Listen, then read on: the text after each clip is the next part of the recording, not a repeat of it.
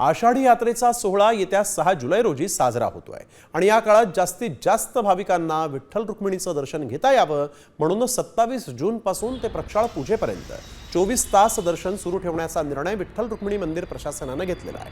दरम्यान तुळशी पूजा बंद करण्याचा निर्णयही घेण्यात आला। भाविकांना वेळेत दर्शन व्हावं यासाठी म्हणून मंदिर समितीने टोकन दर्शन सुविधा सुरू करण्याचा निर्णय घेतलेला आहे।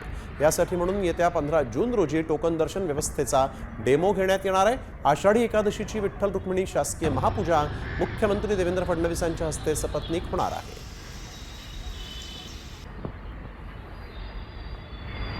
27 जून रोजी देवाचा पलंग काढण्यात येणार आहे। पलंग काढणे म्हणजे देवाच्या मागे लोड देणे।